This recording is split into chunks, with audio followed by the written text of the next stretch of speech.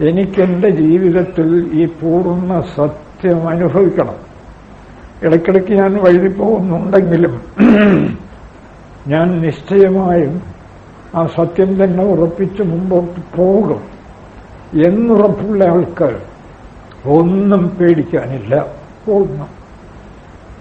ഭഗവാൻ കൃഷ്ണൻ വീണ്ടും പറയുന്നു, അഭിചേതസി സർവേഭ്യ പാപേഭ്യ പാപകൃത്തമ. ഹലോ അർജുന, നീ സകല പാപികളിലും വെച്ച് അങ്ങേയറ്റത്തെ പാപിയാണെന്ന് വെച്ചോളൂ. സർവം ജ്ഞാനപ്ലവേനൈവ. ഈ ജ്ഞാനത്തിൽ മനസ്സുറപ്പിക്കൂ. എന്താ ജ്ഞാനം? ഇവിടെ ഒരു ഈശ്വരതത്വമേ ഉള്ളൂ. തൽക്കാലം ഞാൻ അവശനായി ചില പാപങ്ങളിലൊക്കെ പ്രവർത്തിച്ചു പോകുന്നുണ്ട്. പക്ഷെ ഇവിടെ ഒരു ഈശ്വരതത്വമേ ഉള്ളൂ. കാണുന്നതൊക്കെ അതാണ്. എന്റെ പാപങ്ങൾ പോലും അതാണ്. ഒരു സത്യമേ ഉള്ളെങ്കിൽ പിന്നെ അതിൽ നിന്നും ഏത് പാപത്തിന് മാറ്റി നിൽക്കാൻ കഴിയും? പക്ഷെ നിങ്ങൾക്ക് ആ ഉറപ്പുണ്ടോ? അതോ ബോധപൂർവം ഈ തെറ്റുകൾ ചെയ്ത് ഭൗതികമായ നേട്ടങ്ങൾ കൈവരിക്കാനാണോ ഭാവം? അവിടെയാണ്. പാപങ്ങൾ പോലും ഗുണദോഷ വിവേചനം പോലും ഇല്ലാതെ പ്രവർത്തിക്കണമെന്നല്ല. ഈ സത്യം ഉറപ്പിക്കുമോ? സത്യം ഉറപ്പിക്കുന്ന കാര്യത്തിൽ ഗുണദോഷ വിവേചനം പോലും ഇല്ല. എന്തിലും സത്യം. അതാണ് സമയുടെ വിശേഷം. എവിടെയും ഒന്ന്, എവിടെയും. അല്ലെങ്കിൽ പിന്നെ എന്താ സത്യബോധം? ഈ ഉറപ്പുണ്ടോ? സർവം ജ്ഞാനപ്ലവേനൈവ വൃജിനം സന്തരിഷ്യസി. ഇതിനർത്ഥം ആ ഉറപ്പൊക്കെ കിട്ടിയയാൾ വേണ്ടാത്ത കാര്യങ്ങളിലൊക്കെ ചരിക്കും എന്നല്ല. നല്ല ഉറപ്പ് വന്ന ഒരു ബ്രഹ്മനിഷ്ഠന്റെ ശാരീരിക ചലനങ്ങൾ കർമ്മനിയമം അനുസരിച്ച് ബാക്കി നടന്നോളും. ബ്രഹ്മബോധം ഉറപ്പിക്കുകയെന്ന് പറഞ്ഞാൽ ബ്രഹ്മത്തെയും ശരീരത്തെയും വ്യക്തമായും വേർതിരിച്ച് രണ്ടായി കാണുകയാണ്. സത്യദർശികളൊക്കെ പറഞ്ഞിട്ടുണ്ടല്ലോ. ഇപ്പോ കുട്ടത്തേങ്ങ, പരിപ്പ്, അത് ഇങ്ങനെ ചിരട്ടയിൽ പറ്റിയിരുന്നു. അതൊക്കെ ഉണങ്ങി വന്നപ്പോ ചിരട്ട വേറെ, പരിപ്പ് വേറെ, വ്യക്തമായി രണ്ടും വേർതിരിഞ്ഞു. ഇനി ചിരട്ടയ്ക്ക് എന്തൊക്കെ കേടുവന്നാലും പരിപ്പിനൊന്നുമില്ല. നല്ലൊരു ബ്രഹ്മനിഷ്ഠന് തന്റെ ശരീരത്തിന് എന്താ പലതരം രോഗങ്ങൾ വരുന്നില്ലേ? നമ്മുടെ ഏറ്റവും വലിയ ബ്രഹ്മനിഷ്ഠരെല്ലാം ഒടുവിൽ കഠിന വേദനയുള്ള രോഗങ്ങൾ വന്നാണ് മിക്കവാറും ശരീരം ഉപേക്ഷിച്ച് കാണുന്നത്. ഗുരുദേവന് തന്നെയാണ് അതികഠിനമായ വേദനയുള്ള ഒരു അസുഖം, മൂത്രസംബന്ധമായ അസുഖമായിരുന്നു അവസാനം വരെ. പക്ഷേ ആ ശരീരം വേറെ. ശരീരം അതിന്റെ ജഡത്തിൻ്റെതായ കർമ്മനിയമങ്ങളെ അനുസരിക്കുന്നു. ഈ ശരീരത്തിന്റെ യാതൊരു കർമ്മവും എന്നെ സ്പർശിക്കുന്നതേ ഇല്ല. അതാണ് ആകൃതി. ഈ പദ്യത്തിൽ പറയുന്ന ആകൃതി ഫലാഗ്രഹമറ്ററിഞ്ഞിടേണം. പ്രകൃതി പിടിച്ചു ചുഴറ്റിടും പ്രകാരം സുകൃതികൾ പോലും അഹോ ചുഴന്നിടുന്നു. വികൃതി വിടുന്നതിനായി വേല ചെയ്തില്ല. വികൃതി മനസ്സിന്റെയും ശരീരത്തിന്റെയും വികാരങ്ങൾ വിടുന്നതിന് വേല ചെയ്യുന്നില്ല. മനസ്സിന്റെയും ശരീരത്തിന്റെയും ഒക്കെ വികാരങ്ങൾ വിടാൻ എന്താണ് മാർഗം? ഞാൻ മനസ്സോ ശരീരമോ അല്ല. ഞാൻ ജനിക്കാത്ത, ജീർണിക്കാത്ത, മരിക്കാത്ത ആനന്ദഘനമായ ബോധമാണ്. ഈ ബോധത്തെ പാലിൽ നിന്നും വെണ്ണ വേർതിരിച്ചെടുക്കുന്നത് പോലെ വിചാരം ചെയ്ത് വേർതിരിച്ച് കാണുക. ഞാൻ ചോദിക്കട്ടെ, ഒരു സത്യദർശി ഈ ബോധത്തെ വേർതിരിച്ച് കാണുന്നു. എങ്ങനെ? ഞാൻ ആ ബോധമാണ്, അതുകൊണ്ട് തന്നെ ഞാൻ ജനിച്ചതല്ല. ഗുരുദേവൻ ഇനി പറയുന്നുണ്ടല്ലോ, മരണവുമില്ല, ഉറപ്പുമില്ല, വാഴവുമില്ല. അപ്പോൾ ഞാൻ ജനിച്ചിട്ടില്ല, ഞാൻ ജീർണിക്കുന്നില്ല, മരിക്കുന്നില്ല. ജഡത്തിന്റെ യാതൊരു കേടുപാടും എന്നെ സ്പർശിക്കുന്നതേയില്ല. കർമ്മത്തിന്റെ നിഴൽ പോലും എന്നിലില്ല. കർമ്മം എന്നിൽ ലേശം പോലും ഇല്ലാതെ ആരോപിച്ചിരിക്കുന്ന ഒരു പ്രതിഭാസമാണ്. മരുഭൂമിയിൽ വെള്ളം ആരോപിച്ചിരിക്കും പോലെ. അപ്പോ അങ്ങനെയുള്ള ഒരാളിന്റെ ശരീരത്തിന് എന്തോ സംഭവിക്കട്ടെ, ആ ശരീരം എങ്ങനെയോ ചലിക്കട്ടെ, അദ്ദേഹത്തിനൊന്നുമില്ല. ഈ സത്യബോധം ഉറപ്പുവന്ന ഒരാൾക്ക് തന്റെ ശരീരം എവിടെ എങ്ങനെ ചലിച്ചാലും ഒന്നുമില്ല. നിസ്ത്രൈഗുണ്യെ പതിവിചരത്. ഇത് നല്ലവണ്ണം ഉറപ്പ് വന്ന ആൾക്കാണ്. അല്ലാത്തവര് ആ ശരീരം എങ്ങനെ ചലിച്ചാലും ദോഷമില്ല എന്ന് പറഞ്ഞ് അതിനെ എങ്ങനെയും ചലിപ്പിക്കാൻ പോയാൽ ആ കുഴപ്പത്തിലാവും. അതുകൊണ്ട് അത് ഉറപ്പ് വന്നോ ഇല്ലയോ എന്ന് അവരവർ തീരുമാനിക്കണം. അവരവർ ഉറപ്പ് വന്നോ ഇല്ലയോ എന്ന് തീരുമാനിച്ചാൽ പിന്നെ ആ ശരീരത്തിന് എങ്ങനെ എവിടെ എന്ത് പ്രവർത്തിച്ചാലും ഒന്നുമില്ല. ഇതൊക്കെ ഞാൻ പറയുന്ന കാര്യങ്ങളല്ല. കൃഷ്ണൻ വളരെ വ്യക്തമായി സ്വജീവിതം കൊണ്ട് കാണിച്ചതും പറഞ്ഞിട്ടുള്ളതും ആയ കാര്യമാണ്. ഗീതയിൽ കൃഷ്ണൻ എന്ത് പറയുന്നു? യസ്യ നാഹങ്കൃതോ ഭാവോ ബുദ്ധിർ യസ്യ ന ലിപ്യത്തെ ഹത്വാ വിസൈമാൻ ലോകാൻ നഹന്തി ന നിബധ്യത്തെ. യസ്യ ന അഹങ്കൃതോ ഭാവോ, അഹങ്കാരമില്ല. ദുർവാസാവിനെ പോലെ അഹങ്കാരമൊന്നും അദ്ദേഹത്തിൽ ഞാനില്ല എന്നുറപ്പായി. ഞാനില്ലെങ്കിൽ പിന്നെ എന്ത് അഹങ്കാരം? യസ്യ ന അഹങ്കൃതോ ഭാവോ ബുദ്ധിർ യസ്യ ന ലിപ്യത്തെ. ശരീരം എന്ത് കർമ്മം ചെയ്താലും ഞാൻ ചെയ്തു എന്ന് പറഞ്ഞ് ആ കർമ്മവുമായി ബന്ധിക്കുന്നില്ല. കാരണം ഞാൻ ജഡമല്ല. ജഡം അതിന്റെ ജീർണിക്കലോ കാര്യങ്ങളോ ഒക്കെ നടത്തുന്നു. ഞാനതല്ല. ഇത് വേറൊരിടത്ത് കൃഷ്ണൻ തീർത്തു പറഞ്ഞിട്ടുണ്ട്. ശരീരത്തിലെ ഇന്ദ്രിയങ്ങൾ കൊണ്ടൊക്കെ, കർമ്മേന്ദ്രിയങ്ങളും ജ്ഞാനേന്ദ്രിയങ്ങളും കൊണ്ട് എല്ലാ ഇന്ദ്രിയങ്ങളും പ്രവർത്തിക്കുന്നു. ഒരു സത്യനിഷ്ഠൻ എന്തു കരുതും? ഞാനൊന്നും ചെയ്യുന്നില്ല, കാരണം ഞാൻ ഈ ജഡശരീരമല്ല, ഞാൻ നിത്യമുക്തമായ ബോധമാണ്. അത് ജനിച്ചിട്ടേയില്ല, അത് മരിക്കുകയുമില്ല. പക്ഷെ ഇവിടെയൊക്കെ ഞാൻ നേരത്തെ പറഞ്ഞത് ഓർമ്മ വേണം. ഇത് ഉറപ്പ് വന്നിട്ടുണ്ടോ അതാദ്യം അവനവൻ തീരുമാനിക്കണം. കൃഷ്ണൻ ഇതെവിടെ പറയുന്നു? പശ്യൻ ശൃണ്വൻ സ്പൃശൻ ഗച്ഛൻ സ്വപൻ ശ്വസൻ പ്രലപൻ വിസൃജൻ ഗൃഹ്ണൻ. എന്നുവെച്ചാൽ കർമ്മേന്ദ്രിയങ്ങളും ജ്ഞാനേന്ദ്രിയങ്ങളും കൊണ്ട് എല്ലാം ഓരോ ഇന്ദ്രിയങ്ങൾ കൊണ്ട് പ്രവർത്തിക്കേണ്ട ജോലികളൊക്കെ ചെയ്യുന്നു. പക്ഷേ നൈവ കിഞ്ചിത് കരോമീതി യുക്തോ മന്യേത തത്വവിത്ത്. തത്വവിത്തായ സത്യദർശി ഞാനൊന്നും ചെയ്യുന്നില്ല, കാരണം ഈ ജഡ ശരീരവും ഇന്ദ്രിയങ്ങളും ഒന്നും ഞാനല്ല. ഇത് നല്ല ഉറപ്പാണ്. അവ ഇത് ബോധ്യപ്പെട്ട ഒരാളിന്റെ ശരീരം പിന്നെ എങ്ങനെ വർത്തിക്കും? അതിന്റെ കർമ്മഗതി എന്ന് പറഞ്ഞാൽ ഈ മായയിൽ അതെന്തിന് രൂപപ്പെട്ടു? ആ കർമ്മഗതിയൊന്നും മറ്റാർക്കും നിശ്ചയിക്കാൻ സാധ്യമല്ല. അതുകൊണ്ട് നോക്കുക, ഓരോ സത്യദർശിയും ഓരോ തരത്തിലാണ് പ്രവർത്തിക്കുന്നത്. ഭാഗവതത്തിലും മറ്റും നമ്മൾ പലപ്പോഴും ചിന്തിക്കാറുണ്ടല്ലോ, ഗൃഹസ്ഥാശ്രമം പറ്റിയതേയല്ല.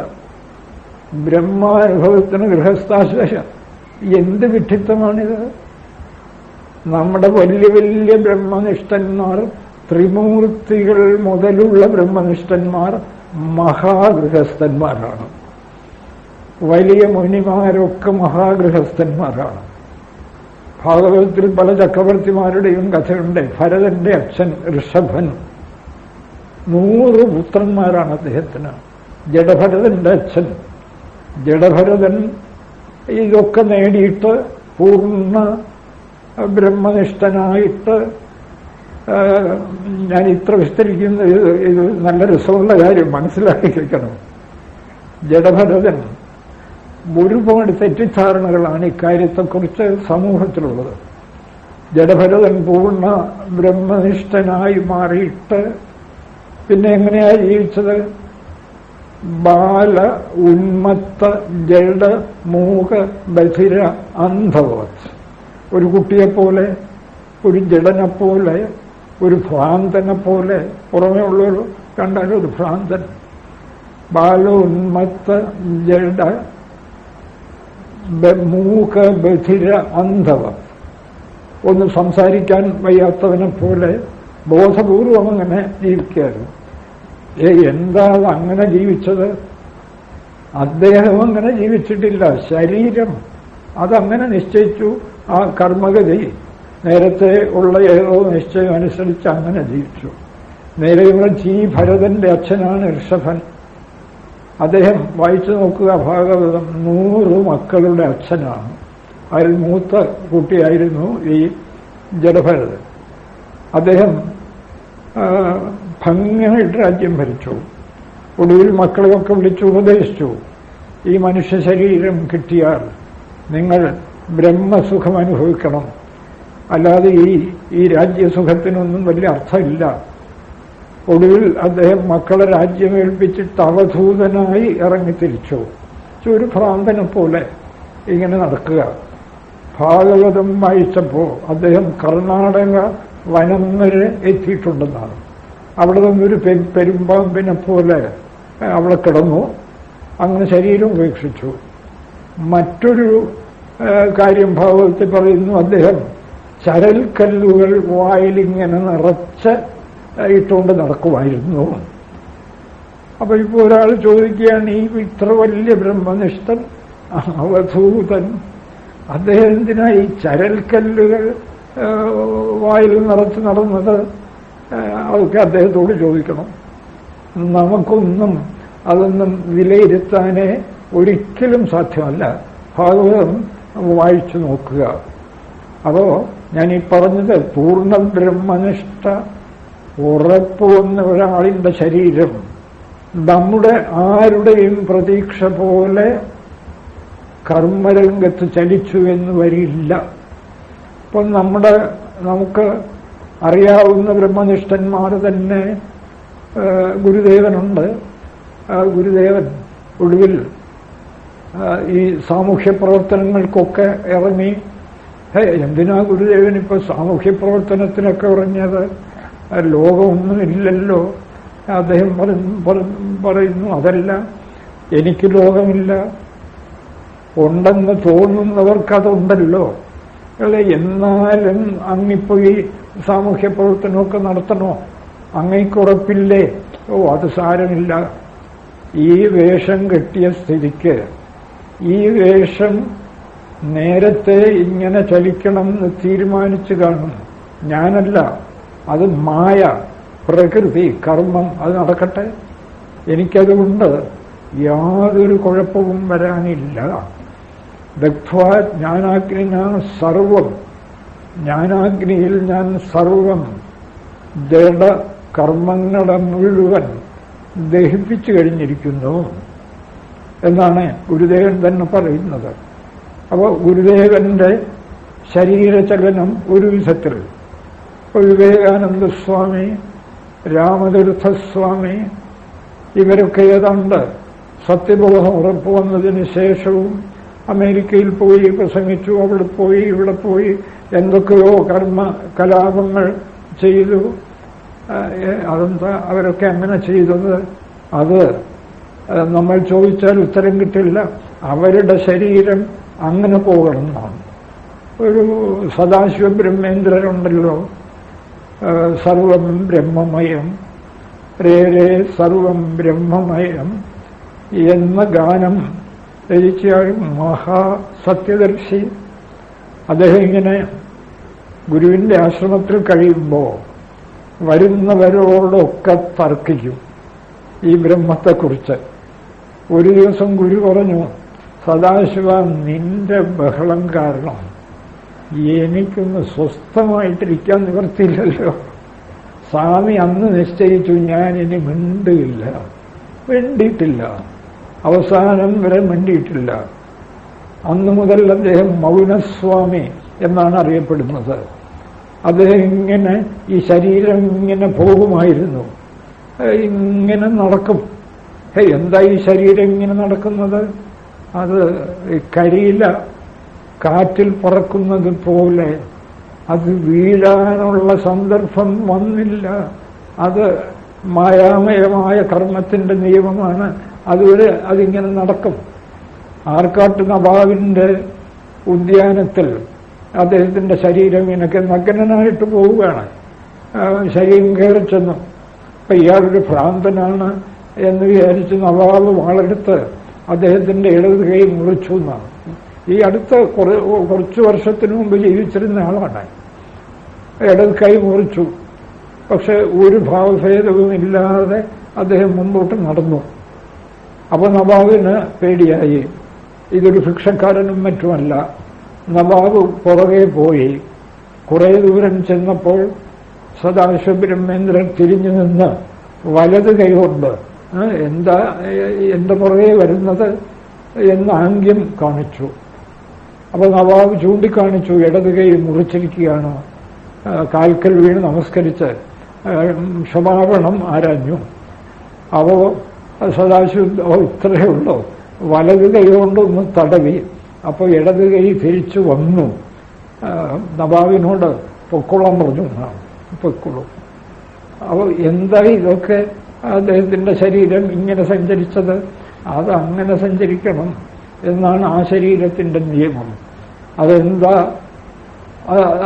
മറ്റാർക്കും ഇവിടെ ഏത് കാര്യത്തെക്കുറിച്ചാണ് എന്താ ഇങ്ങനെ എന്ന് നിശ്ചയിക്കാൻ ആർക്കാണ് കരുത്തുള്ളത്? എന്താ ഈ അനന്തകോടി ബ്രഹ്മാണ്ടങ്ങൾ ഇങ്ങനെ, എന്താ ഈ സൂര്യൻ ചുറ്റിത്തിരിയുന്നത്? ആർക്കാണ് നിശ്ചയിക്കാൻ കരുത്തുള്ളത്? അപ്പോൾ ആരോ നിശ്ചയിച്ചു, മായ. അതാണ് പ്രകൃതി, അതാണ് ഭഗവാന്റെ പ്രകൃതി. രമണ മഹർഷി ഉണ്ടായിരുന്നു. അത് നല്ല ഉറപ്പ് വന്നതിന് ശേഷം അദ്ദേഹം അവിടെ ഇരുന്നു. അദ്ദേഹം എന്താ അങ്ങനെ ഇരുന്നത്? വിവേകാനന്ദനും ഒക്കെ സാമൂഹ്യ പ്രവർത്തനങ്ങൾ നടത്തിയല്ലോ രമണ മഹർഷി. അപ്പോ വിവേകാനന്ദനാണോ കേമൻ, അതോ രമണ മഹർഷിയാണോ കേമൻ? ആ ചോദ്യം തന്നെ അങ്ങേറ്റം അസംബന്ധമാണ്. അങ്ങനെയുള്ള ചോദ്യമൊക്കെ ചോദിക്കുന്നത് തീരെ അറിവില്ലാത്ത ആളുകളാണ്. നേടേണ്ടത് നേടിയവർ അവരൊക്കെ. അത് കഴിഞ്ഞാൽ പിന്നെ അവരുടെ ശരീരം എങ്ങനെയാണ് ചലിക്കേണ്ടതെന്ന് ഏതോ നിയതി എന്നൊക്കെ പറഞ്ഞാൽ നമുക്ക് പിടിയിട്ടില്ല. അത് വിശകലനം ചെയ്യാനോ യുക്തി കൊണ്ട് വിലയിരുത്താനോ ഒരിക്കലും സാധ്യമല്ല. ധർമ്മം അധർമ്മം, ഞാനീ പറഞ്ഞത് ഒരുപാട് തെറ്റിദ്ധാരണകളുണ്ട്. ഗൃഹസ്ഥന്മാർക്ക് ബ്രഹ്മവിദ്യ പഠിക്കാൻ പാടില്ല. ആരാണ് ഗൃഹസ്ഥൻ? നമ്മുടെ മുനിമാരൊക്കെ ഗൃഹസ്ഥന്മാർ.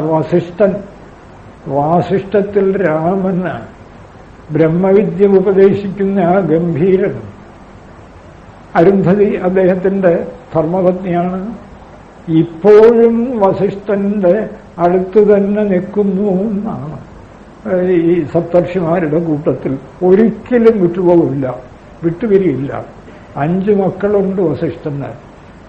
അത് 1-2 പേരും മഹാക്കുഴപ്പക്കാർ. അദ്ദേഹം എന്താ ബ്രഹ്മനിഷ്ഠ നേടിയില്ലേ? ഇതുപോലെ ഏതു മുനിയാണ് അത്രി, അത്രിയുടെ ഭാര്യയാണ് അനസൂയ, അഗസ്ത്യന്റെ ഭാര്യയാണ് ലോപാമുദ്ര. എന്തിന് നമ്മുടെ ത്രിമൂർത്തികളുണ്ടല്ലോ, അവരെങ്ങനെയാണ്?